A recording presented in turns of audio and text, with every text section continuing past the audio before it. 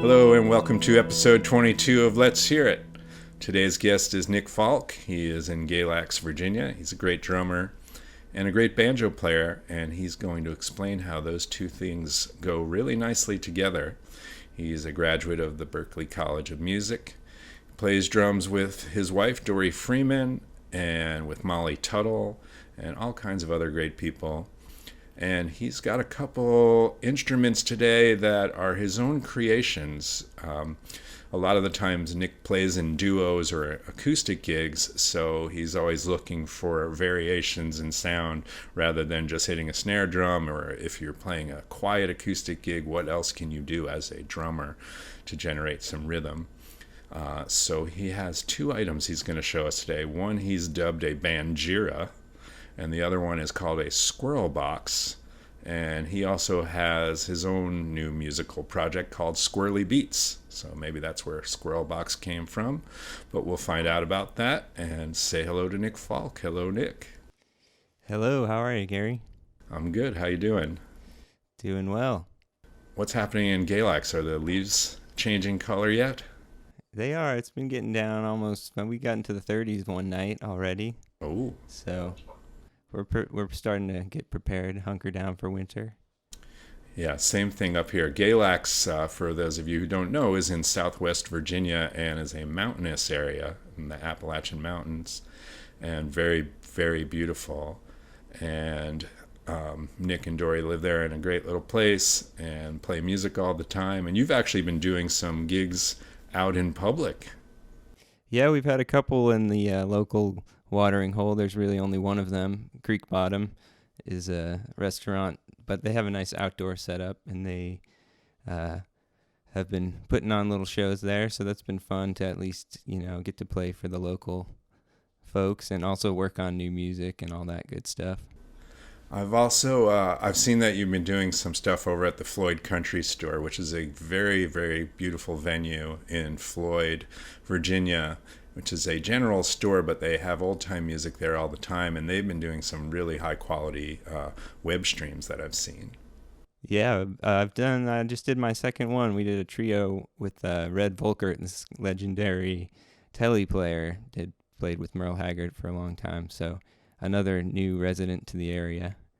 So yeah, the Floyd Country Store has been putting on a lot of stuff. They've been really keeping up with the technology changes and all that with putting on shows. Yeah. Well, show us what you got today. I know you have two instruments, and let's see what they are, how you put them together, and how you use them. I do. I got two little percussion instruments that I've created, like you were saying. I play with a lot of acoustic musicians, and I'm always trying to find ways to blend sounds with them.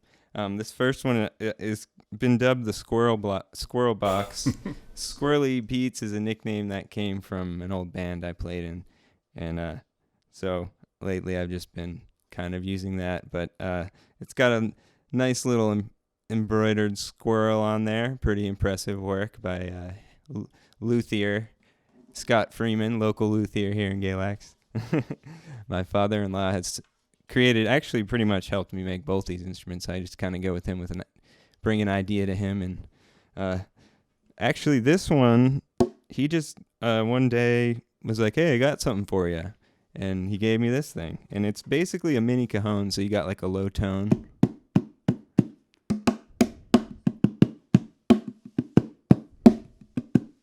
And that high tone,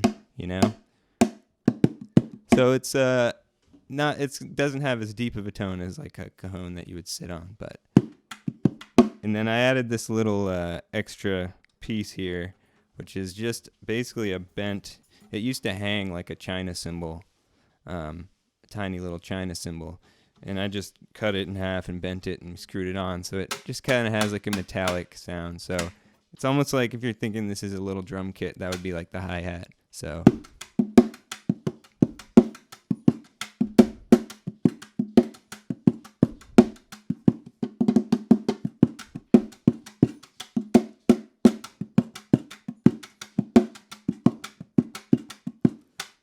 So hopefully the tones are coming out, through the one mic I got going on here. But And then you have a Banjira, and you're a great banjo player, and I know you don't play that much, but maybe it's because you're you play drums a lot, and every time I hear you pick up a banjo, even if you haven't been playing much, you just have a great feel on that. And so explain when did you start playing banjo? I know you've been a drummer for a long time, and how do those two connect?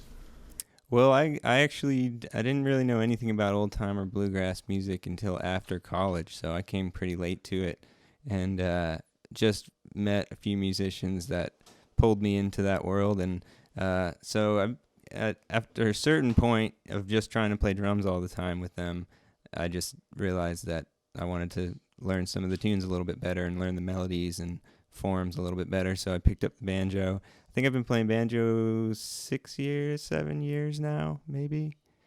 So, yeah. And I still, think of myself as an amateur and I'd play it for fun, but it's been great for, learning a new thing. And also just getting in more into the rhythm and the melodies has translated to my playing when I play drums with old-time musicians. So anyway, this was kind of just a natural thing that grew out of that, which is just another little percussion item. All right, yeah, so this is the HAjira, HAdjira. The name actually comes from the drum part of it. This is actually a really nice drum made by a company in Vermont called Cooperman Frame Drum Company. And they make all kinds of awesome frame drums, big frame drums, bendiers, all these wild instruments. And this drum was designed by a guy named Jamie Haddad, who played percussion with Paul Simon forever and on all kinds of records. Legendary guy.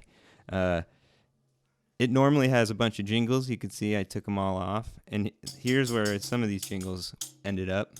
So this is a little jingly sound. And then it's just an old ukulele banjo neck that's been screwed on there.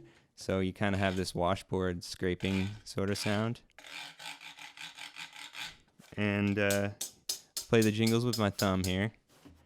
And then you hear the drum has a real nice actual tone to it. Yeah. And you can stretch it pretty low. It's kind of nice when it's real low, but it's pretty wet out there today.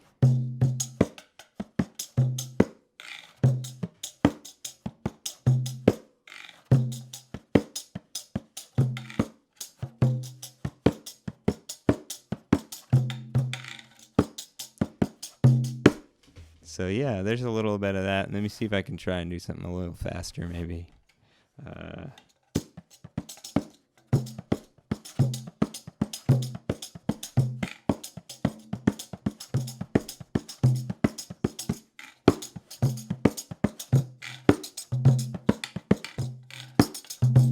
Yeah. Wow. Something like that. Some weird sounds.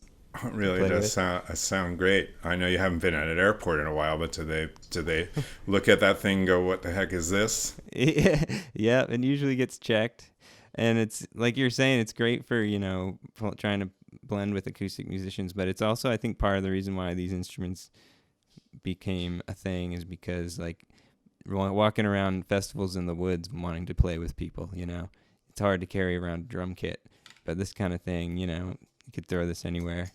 Super light. So did Scott assemble that one too? Yeah, I brought him the drum and the neck and all the pieces, and he actually put this. He added this piece of wood here to help attach the neck onto it. So yeah, he did all the hard work of attaching it, and it's real sturdy. It's I've dropped it plenty of times already.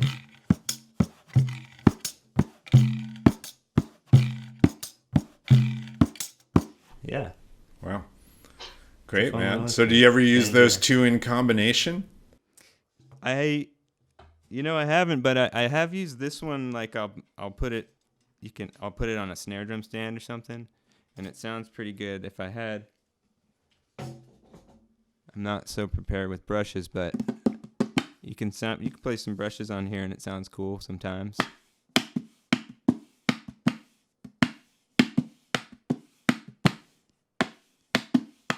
It's like almost like playing on an old record or something. Nice wood tone.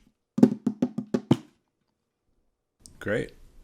All right. Well, thanks for showing us those. What do you got coming up? I know you and Dory are going to start working on new album. What else? Yeah, very excited to get back in the studio. And what else? Not a whole lot. Just hanging home and trying to keep writing music. I'm trying to build a studio here and all that stuff. All right. Well, thanks so much, man. I'm glad you were available, and I hope to see you soon. I might just see you very soon. We'll see what happens. All right. Take care. Thanks. All right. Thanks, Nick. Well, there you go. Thanks to Nick Falk for joining us today. It's fun to see those instruments, and they really do come in handy if you're a drummer and you're playing field recording type of shows or coffee shops or just like acoustic shows where you want to do something but you can't set up a full drum kit. So thank you, Nick. And please subscribe to our YouTube channel and check out our Facebook page, and we'll have some more fun stuff coming up. See you in a couple days.